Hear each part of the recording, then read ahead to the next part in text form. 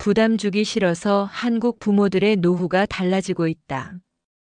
명절을 앞둔 어느 역 플랫폼. 흰머리가 성성한 부부가 힘겹게 걸어 나오는 듯 보이다가도 기차에서 손주들이 내리는 순간 얼굴이 활짝 펴진다. 그들은 밝게 웃으며 팔을 벌린다. 그 순간만큼은 나이가 숫자일 뿐이다. 하지만 그 웃음 뒤에는 조용한 결심이 숨어 있다. 애한테 짐 되고 싶지는 않다. 한국 중장년층 사이에서 이 마음이 이제 하나의 세대적 태도가 되어가고 있다. 명절을 앞둔 기차역. 오랜만에 만난 손주를 보며 활짝 웃는 부모님의 얼굴에는 반가움과 기쁨이 가득하다. 하지만 그 웃음 뒤에는 누구에게도 말하지 못한 작은 고민 하나가 숨어 있다. 내가 혹시 아이들에게 짐이 되진 않을까? 요즘 한국의 중장년층은 노후에서 가장 중요한 요소로 돈보다 건강을 먼저 떠올린다. 이전까지는 경제력과 건강이 팽팽하게 맞섰다면 이제는 압도적인 차이로 건강이 1위를 차지하기 시작했다. 왜 갑자기 이렇게 바뀌었을까? 가장 큰 이유는 바로 길어진 삶의 길이다. 많은 사람들이 이제 100세를 넘어 120세 시대가 올 거라고 말한다. 그렇다면 남은 30년, 40년의 삶을 누가 대신 살아줄 수 있을까? 돈보다 더 확실한 기반은 스스로를 챙길 수 있는 몸과 마음의 상태라는 것이다. 놀라운 점은 건강에 대한 민감도가 젊은 세대에서 더 크다는 사실이다. 20대에서 30대조차 늦게 늙고 천천히 늙고 싶다는 흐름 속에서 식단을 관리하고 운동을 꾸준히 하고 삶의 속도를 조절하려 한다. 코로나 시기를 겪으며 한 번 잃은 건강은 되돌리기 쉽지 않다는 점을 체감했기 때문이기도 하다. 그런데 여기엔 한 가지 더 깊은 심리가 숨어 있다. 사람들은 단순히 오래 살고 싶어서 건강을 챙기는 게 아니다. 나 스스로 내 삶을 관리할 수 있는 힘을 유지하고 싶기 때문이다. 누구에게도 부담을 주지 않고 누구의 눈치도 보지 않고 내가 걸을 수 있고 내가 먹을 수 있고 내가 생활을 해낼 수 있는 능력. 결국 건강을 지키는 이유는 나를 지키기 위해서다. 누구도 대신 살아줄 수 없는 그 시간을 가능하면 가볍고 단단하게 채우기 위해서 말이다. 예전 한국 사회에는 부모를 모시는 건 당연한 일이라는 인식이 강했다. 하지만 지금은 완전히 달라졌다. 부모 세대는 오히려 이렇게 말한다. 아들아, 딸아, 나는 괜찮다. 너의 삶 살아라. 조사에 따르면 10명 중 8명 이상이 건강이 나빠져도 자녀와 함께 살 의향이 없다고 답했다. 이건 단순히 개인의 취향이 아니다. 세대 전체의 생각이 바뀌었다는 뜻이다. 특히 여성일수록 나이가 많을수록 이 경향이 더 확고하다. 오랫동안 가족을 챙겨온 이들은 알고 있다. 함께 산다는 게 단순한 동거를 넘어 감정적 정서적 부담이 얼마나 큰지. 그래서 말한다. 힘들어도 내 문제는 내가 해결하고 싶다. 아이들에게 내 걱정을 안기고 싶지 않다. 여기에는 부모로서의 자존심도 있다. 그리고 오랫동안 살아오며 얻은 결론도 있다. 언젠가부터 부모가 자식을 키우는 건 남아있지만 자식이 부모를 책임지는 시대는 조용히 사라지고 있다. 지금의 50대에서 70대는 자식에게 기대는 노후를 원하지 않는다. 원한다면 차라리 부담 없는 거리를 두고 따로 그러나 가까이를 선택하는 시기다. 이 변화는 한국 사회가 빠르게 핵가족화되며 생긴 자연스러운 흐름이기도 하고 개인의 삶을 존중하는 시대가 된 결과이기도 하다. 그리고 무엇보다 부모들은 이렇게 말한다. 아이들이 편해야 내가 편하다. 이제 노후의 중심에는 가족에게 기대기가 아니라 조용한 독립이 자리 잡고 있다. 노후를 준비하는 방식에도 큰 변화가 나타나고 있다. 그 대표적인 예가 바로 주택연금이다. 주택연금이란 내가 살고 있는 집을 담보로 맡기고 그 집의 가치를 연금으로 나누어 받아 노후자금으로 쓰는 제도다. 많은 사람들이 혹시라도 아이들에게 손 벌리지 않을 방법으로 이 제도를 주목하기 시작했다. 실제 조사에서도 가장 많은 이유가 자녀에게 경제적으로 의존하지 않기 위해서였다. 여기에는 우리가 지금 어떤 시대를 살고 있는지가 명확히 드러난다.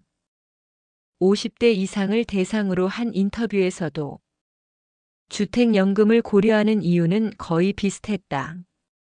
한 번뿐인 내 노후를 조금이라도 여유롭게 살고 싶어서, 아이들에게 비용이나 부담을 넘기고 싶지 않아서, 내 집으로 번 재산은 결국 나를 위해 쓰고 싶어서. 사실 한국 가계 자산의 대부분은 부동산이다. 그래서 집이 있지만 현금이 부족한 경우가 많다. 바로 이 지점에서 주택연금은 돈을 만들기 위한 수단이 아니라 내 삶을 스스로 책임지기 위한 선택이 되고 있다. 즉, 주택연금은 단순한 금융상품이 아니라 부모 세대가 말하는 독립의 언어이며, 나는 나의 삶을 내 힘으로 살아가겠다라는 선언에 가깝다. 이제 노후의 핵심 키워드는 하나로 모인다. 누군가의 부담이 되지 않는 삶. 흥미로운 사실이 있다. 노후를 준비해야 한다는 인식은 높아지고 있는데, 막상 나는 노후 준비가 충분하다고 답한 사람은 전체의 20%도 되지 않는다. 왜 이렇게 간극이 크게 벌어졌을까? 첫 번째 이유는 자녀의 양육 부담이 여전히 부모에게 남아있기 때문이다. 실제로 많은 부모가 이렇게 말한다. 지금 당장 애 키우는데 들어가는 돈이 너무 많아서 노후 대비는 미뤄질 수밖에 없다. 한쪽에서는 자녀에게 의존하지 않겠다는 결심이 강해지는데, 다른 한쪽에서는 자녀를 챙기느라 자신의 노후 준비가 늦어지고 있다. 이게 바로 중장년 세대가 겪는 큰 모순이다. 두 번째 이유는 삶의 변화 속도가 너무 빠르기 때문이다. 평생 직장 개념은 사라졌고, 물가와 주거비는 계속 오르고, 예상치 못한 의료비 지출도 많다. 이런 상황에서 노후 준비가 계획적인 미래 실천이 아니라 현실에 밀리는 후순위가 되기 쉽다. 그러나 이 아이러니 속에서도 부모 세대는 하나의 공통된 생각을 품고 있다. 비록 지금은 부족하지만 노후만큼은 내 힘으로 감당하고 싶다. 이 의지는 매우 선명하다.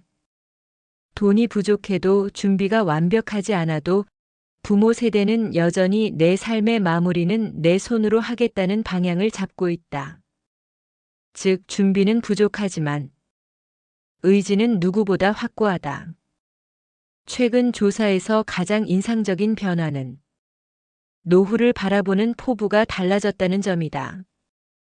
예전에는 돈을 많이 모으고 좋은 곳에 살고 풍족하게 누리는 삶을 꿈꿨다면, 지금의 중장년층은 이렇게 말한다. 화려할 필요 없다. 조용하고 단단한 나만의 일상, 그게 좋다. 자녀에게 의지하지 않고, 필요 이상으로 많은 걸 가지려 하지 않고, 내가 감당할 수 있는 만큼만 누리며 검소하고 소박하게 살아가는 삶.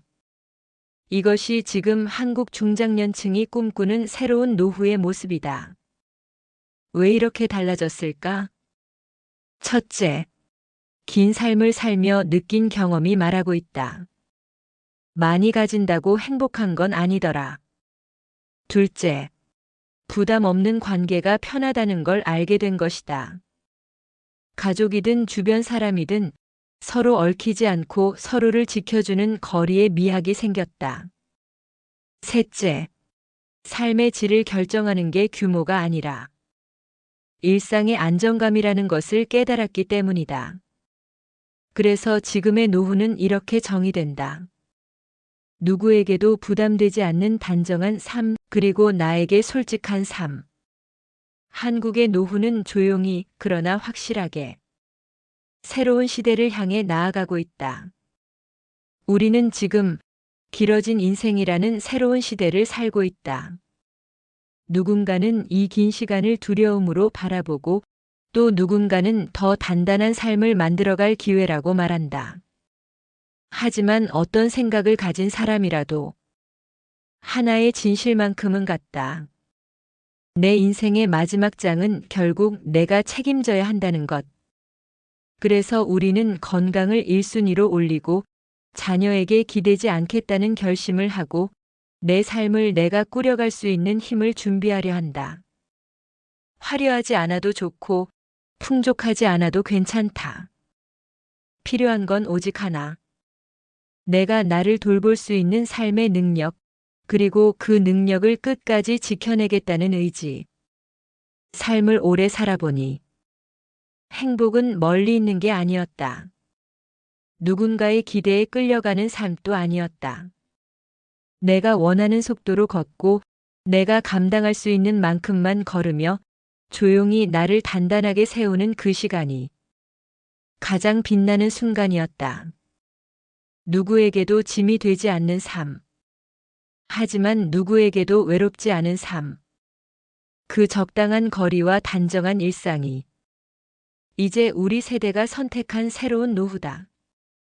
그리고 기억하고 싶은 사실이 하나 있다. 노후란 준비된 사람에게는 두 번째 전성기가 된다는 것. 건강을 챙기고 마음의 짐을 내려놓고 내 삶을 내가 설계하기 시작하는 순간 남은 시간은 부담이 아니라 새로운 기회가 된다. 오늘 이 이야기가 당신의 내일을 조금 더 가볍게 하고 조금 더 단단하게 만드는 작은 불씨가 되길 바란다. 당신의 인생은 아직 끝나지 않았다.